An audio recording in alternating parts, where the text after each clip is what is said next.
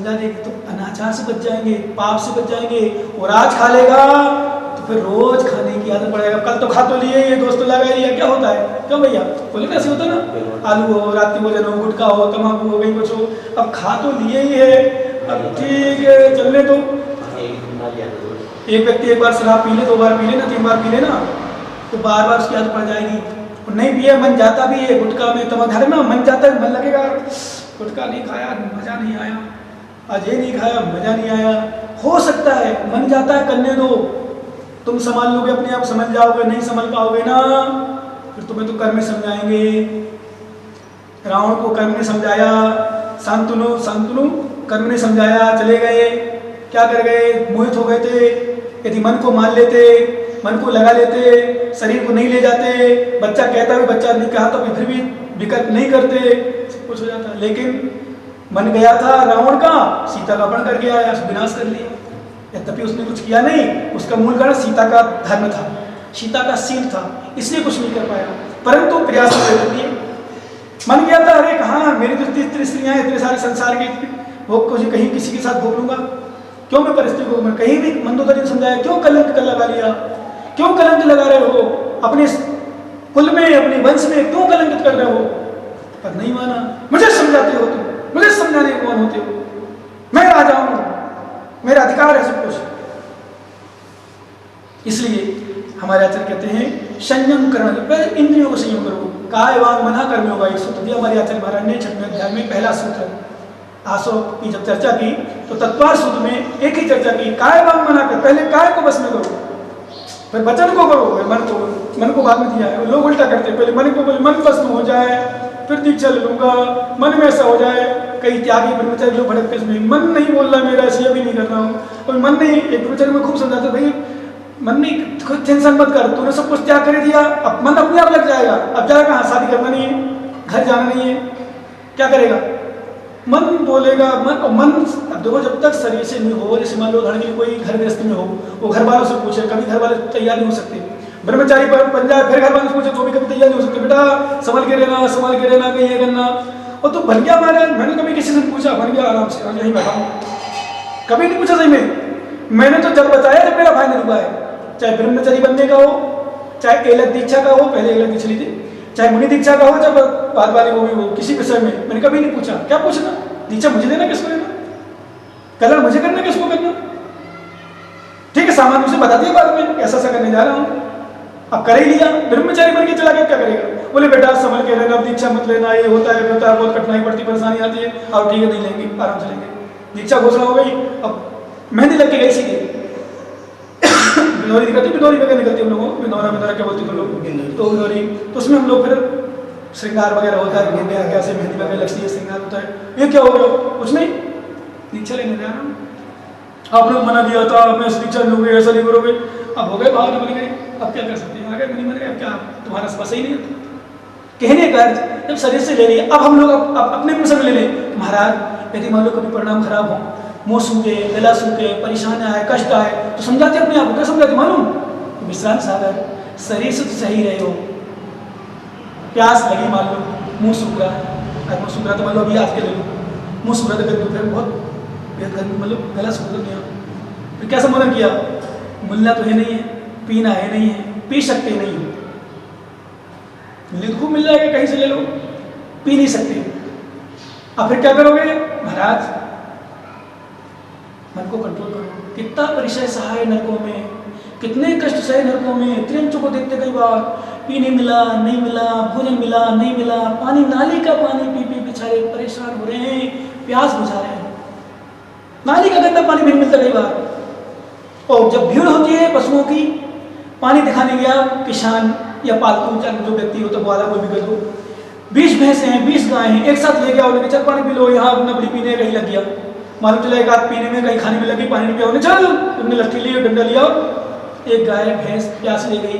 अब किसी को नहीं पता, किसी उस ग्वाले को नहीं पता पानी पिया कि नहीं, उसने सबने पी लिया, उसने समझा, ऐसी भी स्थिति बन जाए तो बेचारे रात रात भर प्यास में तड़पते हैं। इसलिए वह संबोधन करते, ज्ञानी तुम्हारे क्या कष्ट हैं। और जब कभी कोई हमको उपसर्ग आता है, कोई हमारी निंदा होती है, हमारा कोई गलत काम करता है, कोई हम गलत मतलब अनादर करता है, निंदा करता है, कुछ कष्ट देता है तो हम चिंतन करते हैं विश्रांत सागर तुम्हारी तो बुराई कर रहे ना, और तो कुछ नहीं किया। कैसे कैसे उपसर्ग हुए तीर्थंकरों पे, कैसे कैसे कष्ट है मुनियों पर, कैसे कैसे लोगों ने दर्द दिया है, कष्ट दिया है, शरीर को वसूले छोड़ दिया, 48 ताली लगा करके बंदी घर में डाल दिया, कैसे कैसे कष्ट हुए, शाली खा रही है, ये हो रहा है, विश्रांत सागर तुम्हारे कोई कष्ट नहीं है, ऐसा चिंतन करते हैं। कहने का ये चिंतन करना पड़ेगा, वर्तमान में कोई कष्ट नहीं है, इतने कष्ट हो चुके जब कभी हम लोग कोई भी किसी प्रकार की बुराई करते हो ना, यही सोचते हैं तुम्हारी क्या सीता, द्रौपदी, अंजना, राम, महावीर, पारसनाथ, आदिनाथ, इन किसी को नहीं छोड़ा कर्म में, तो लोगों ने किसी को नहीं छोड़ा। चतुर्थ में इतिहास उठा के देखो, अभी वो महाभारत रामायण ले जाओ, कैसे कैसे दृष्टांत देखो ना, कहाँ राजा महाराजा को, वैसे सीता सती को, राम को किसने छोड़ा। कैसे बेटे तुम किसके बेटे हो, वहां पूछेगा राम पूछ रहे खुद बेटों से, क्या प्रमाण है तुम्हारे बेटे हो, बताओ। पिता खुद कह रहा है बेटों से, भले ठीक है उनको जानकारी नहीं नाले नहीं, लेकिन प्रमाण मांग रहे सबके समान में भरी समान। कहने का अर्थ वास्तव में आचार्य महाराज यही कहते हैं, ध्यान करो, एक कष्ट संसार में करने के उदय से आते हैं, वो अभी वर्तमान में कोई भी कष्ट नहीं है। कोरोना वायरस है क्या, कुछ भी नहीं है, एक से कष्ट निकल चुके, ऐसी महामारी निकल चुकी, पता नहीं कैसे कैसे महामारी आएगी। अभी पंचम काल शुरू है भाई साहब, ज्ञानियों ध्यान रखना, अभी तो पंचम काल शुरू है। अपना तो पुण्य के बाद छोटे छोटे में दुख में निकल रहे हैं, अभी महीने 2 महीने लॉकडाउन हुआ, पता नहीं कितने कितने डाउन होंगे, तड़पेंगे मरेंगे लोग, बढ़ेंगे ऐसे गिरते गिरते मरेंगे, देखना अभी आएगा समय। और जो चारित्र संबंधी, शील संबंधी, बच्चों संबंधी खुलेआम पाप होंगे, देखना खुलेआम लोगों खींच ले जाएंगे, पकड़ेंगे, बलात्कार होंगे, पता नहीं कैसे कैसे केस होंगे, ऐसा कहा है बाप। मांस शराब फेंके, अच्छे लोग पहले हो पिएंगे, रोड पर चलते हुए खाएंगे, अभी तो कुछ भी नहीं, अभी तो फिर भी धर्म है, और पुण्य समझो कि तुम्हारे सामने निर्गंज दिगंबर साधु हैं, धर्मात्मा लोग हैं, मंदिर है, धर्म चल रहा है, आगे चल करके वो पता नहीं क्या स्थिति बनेगी। पंचम काल में ही बता रहा हूँ अभी, छठवें काल की नहीं, छठवें काल में तो कुछ है ही नहीं, छठवां काल में तो धर्म नाम की चीजें नहीं है। इसलिए थोड़ा संभल के रहो, थोड़ा संभल के रहो, अपने आप को संभालो। आचार्य कहते हैं ध्यान करो, अपनी आत्मा में स्थिर, इंद्रिय विषयों को रोक करके, इंद्रियों को संयमित करके मन को एकाग्रित करो, और मन की एकाग्रता के द्वारा अपनी आत्मा का ध्यान करो, अपनी आत्मा का ध्यान अपनी आत्मा में लीन होकर के करो, तो अपनी आत्मा परमात्मा बन जाएगी, फिर हमें कुछ करने की आवश्यकता नहीं पड़ेगी। एक बार आत्मा लीन हो गई आत्मा में, अप्पा पम्मी रहो इनमें परम झाड़म, आत्मा में लीन हो जाएगी, यही परम ध्यान है, इसी परम ध्यान से निर्वाण की प्राप्ति होती है। इसलिए आप लोग सभी लोग पूरा प्रयास करें।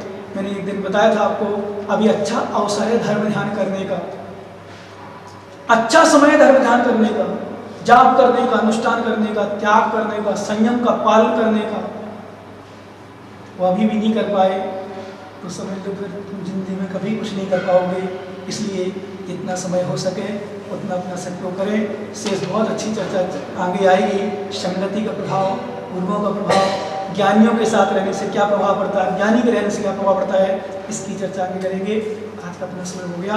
भगवान महावीर स्वामी की स्वभावाप्तिरभावे कृष्ण कर्मणा तस्मै संज्ञान रूपाय नमोस्तु परमात्मने। नमो ओरियंताड़म, नमो सिद्धाड़म, नमो आर्याड़म, नमो वज्राड़म, नमो सपसावम। पंच परमेष्ठी भगवान की जय। 1008 श्री मूलनायक वासुदेव भगवान की जय। 1008 श्री अंतिम तीर्थेश भगवान सत्संग भगवान महावीर स्वामी की जय। परम पूजाचार्य भगवान कुंदकुंद स्वामी की जय। परम पूजाचार्य भगवान पूज्यपाद स्वामी की जय। परम पूजाचार्य गुरुवत्सल विराग सागर जी महाराज की जय। अहिंसा मनुष्य धर्म की जय। यहाँ पर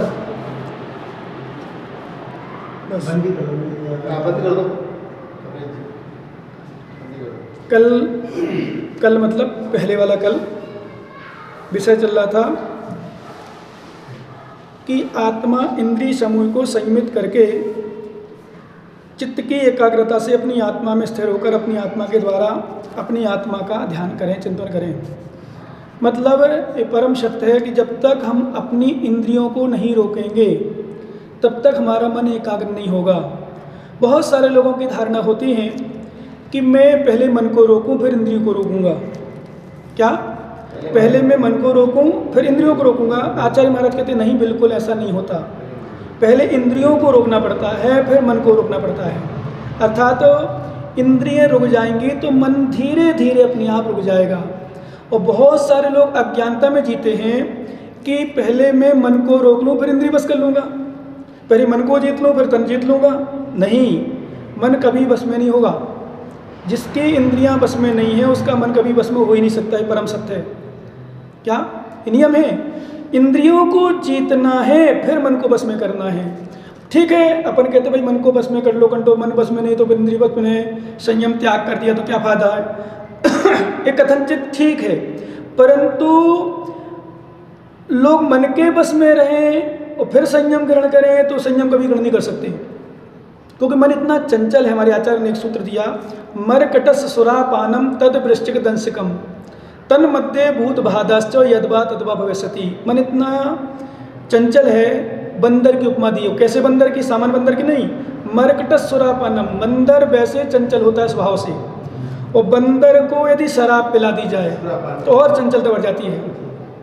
और शराब पिलाने के बाद मरकट सुरापानम तद वृश्चिक, उसको बिच्छू डंक मार दे, मैंने शराब पिलाने के बाद बिच्छू भी डंक मार दे तो और ज़्यादा उसकी चंचलता बढ़ जाती है। और बिच्छू डंक मारने के बाद उसको भूत और लग जाए, मतलब फिर उसकी तो क्या मतलब, बिच्छू डंक मारने के बाद भूत लग जाए तो उसकी चंचलता बहुत भारी हो जाती है।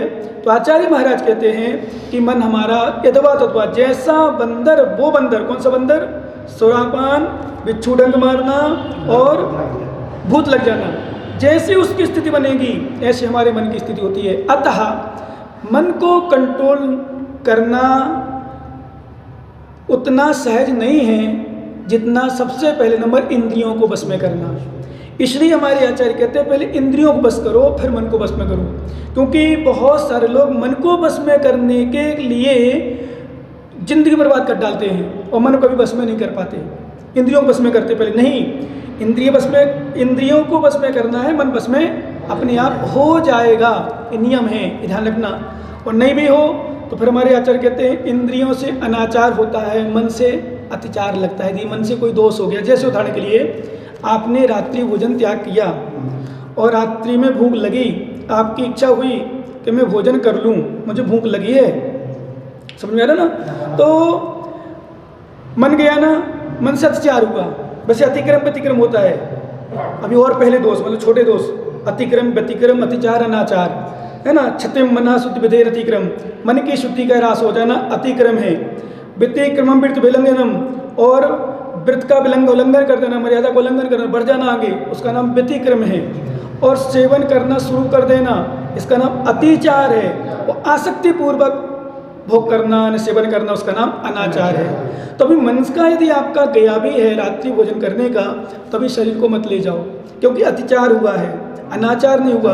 अभी किसी ने देखा नहीं है, अनाचार नहीं हुआ, पर अनाचार से बच गए, इसलिए वो शरीर नहीं गया तो मन आपका बाद में वापस आ जाएगा, अरे मैं कैसा पापी हूँ, कैसा दुष्ट हूँ, मेरा रात्रि भोजन त्याग है, मैं चैनी हूँ, मैं श्रावक हूँ, धर्मात्मा हूँ, मेरा व्रत भंग हो जाता।